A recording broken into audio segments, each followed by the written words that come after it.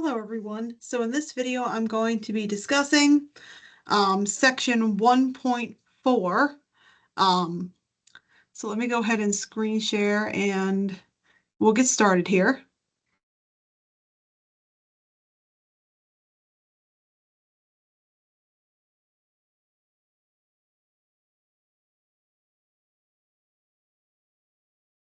Okay, so you can find the section 1.4 guided notes under modules and unit 1 in section 1.4 lecture materials. And then the blank versions here along with the filled in version since we weren't in class. So you can view that. But that's what I'm going to be going through in this video is the filled in version. So let me go ahead and download that.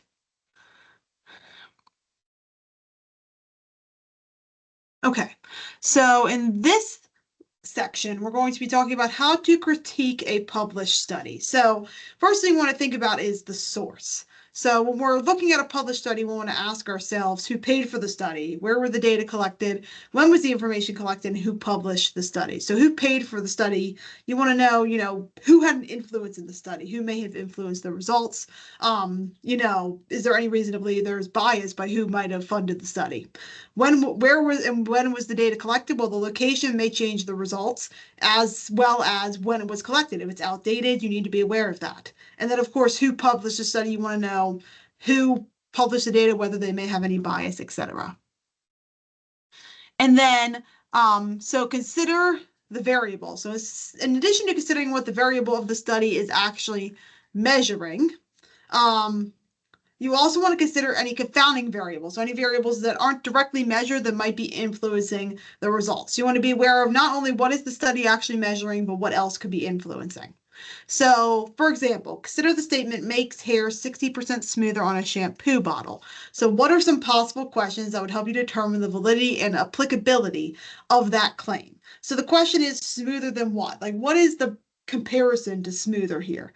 Under what conditions? So, under what conditions is the hair becoming 60% smoother? How did they measure smoothness? What's the scale for smoothness, right? How did they quantify that? What types of hair were tested and in what type of weather was it tested? So this is not only questioning exactly what the variable is measuring and what we're actually measuring, but also what other factors might be involved. What type of hair was tested, the type of weather, these sorts of things, the conditions. Those would all be outside confounding variables that could be impacting your results. And then the third thing you want to consider is the setup. So in particular here, we're talking about bias. So bias is the favoring of a certain outcome in a study. So you want to consider, is there any reason to believe that the researchers wanted a certain outcome to occur, for example? Is there any reason to believe that their results lean towards a certain outcome?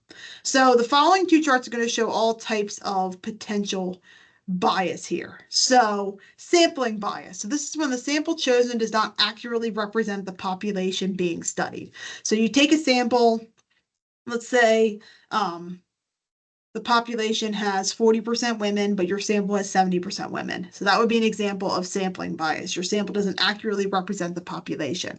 So depending on how you take your sample, you may take more of certain parts of the population, and you may therefore have an inaccurate representation of the population. So dropouts are people who begin a study but fail to complete it.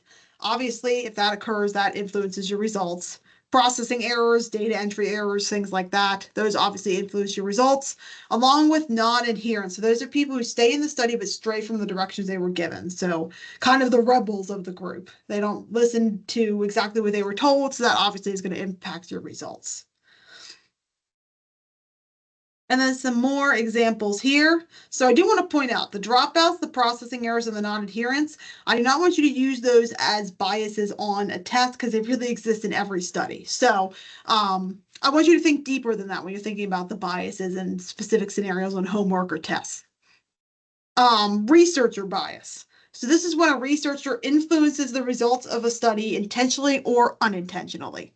So for example, their facial expressions, their tone of voice, their physical proximity, this could all influence the results that they get from the other people. So anything they do, the researcher themselves, that's going to influence the results they're going to get, that is researcher bias. And response bias, so this is when a researcher's behavior is going to cause the participant to alter his response or give an inaccurate response. So based on whatever the researcher's behavior is, participants may be less likely to give truthful information. Participants may also have faulty recall or make up an answer. Depending on the researcher's behavior, they may be kind of, prompted to give an inaccurate response. That would be response bias. Response bias also kind of falls under researcher bias a little bit. There is a little bit of overlap there because, in essence, response bias is a form of researcher bias. Participation bias, so this occurs when there is a problem with the participation or lack thereof of those chosen for the study. So self-selected samples is a good example of that because you're only getting those usually with strong opinions, which is going to skew your results. So if you only have certain parts of the population participating, this obviously will impact your results. And then non-response bias, so this occurs when there is a lack of participation from certain segments of the population, which is participation bias, or when a person refuses to participate, or when they omit questions when answering a survey. Any of those would be considered non-response bias. Basically, any form of them kind of refusing to participate in various ways. It includes participation bias, but it goes a little further. And this is not the opposite of response bias, so keep that in mind. So self-selected sample is another example of that. Also, if women refuse to participate in a particular study, for example, for whatever reason, or participants refuse to answer an uncomfortable question, those could also be examples of non-response bias, certain people refusing to participate. And then the last thing you want to think about is you want to consider the conclusion. So does the data support the conclusion of the study? Does it make sense, right? Can you follow where the researchers are getting their conclusion from?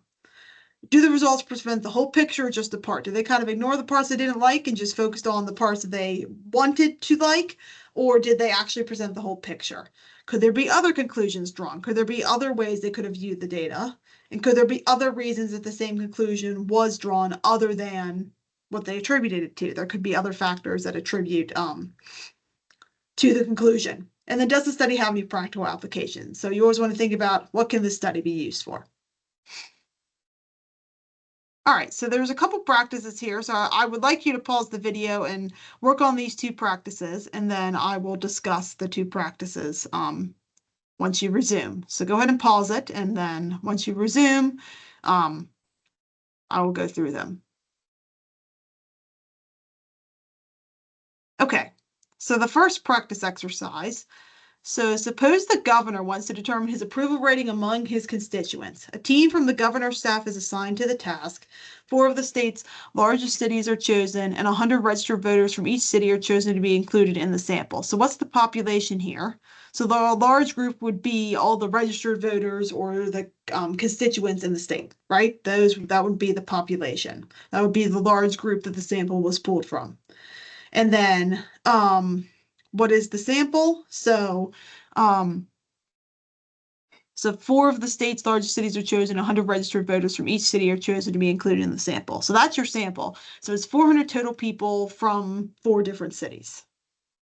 And then what is the sampling technique? So, well, it's grouped by city, right? And then they took 100 people from each of those cities. So that would be a stratified sample, taking some people from every group. And then so some potential sources of bias. This is open-ended, but there are a couple that are pretty clear. So they only chose large cities, right? It says largest cities. So they really didn't get the rural populations in the state, right? So that would be sampling bias, because remember, sampling bias is when the sample chosen doesn't accurately represent the population. So that would certainly be sampling bias, because when they only have large cities, that would not be representative of the whole state. There's also participation and non-response bias, either or, because it's kind of falls in both. So since it's a survey, only those with strong opinions either way may participate. So it's possible that those who choose to answer the question or answer the survey would only have a strong opinion either way about the governor. And then also researcher bias. So the governor's staff conducted the survey. So for that reason, that may have some influence on the results, either intentionally or unintentionally, because they, internally want the results to be positive, right? So they may somehow influence the results, either intentionally or unintentionally. Okay.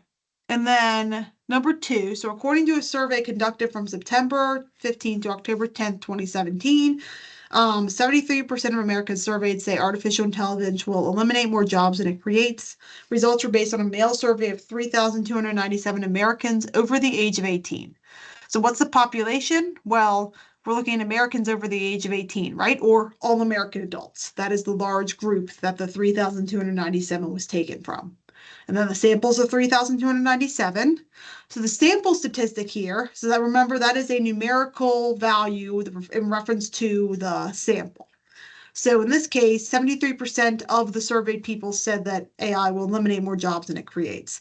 That is the sample statistic. That is a numerical value that describes or refers to the sample data. That is not about the whole population. That just refers to the 3,297. And then some bias here. So once again, because it's a survey, only those with strong opinions may participate. So participation or non-response bias. And then sampling bias also from sending it by mail. So because it's a mail survey, that may cater to older adults, right? You're probably going to get older adults are going to be more likely to respond to something from the mail. So for that reason, you might have some sampling bias where your sample may not be as representative of the population as you would wish. You might have too many older people because of the way you conducted the survey. And so the biases are pretty open-ended. As long as you say something that makes sense on a test, you will be fine. I don't also need to have you categorize the type of bias. I just need you to basically list what the bias is and describe something in sentence form that is a bias.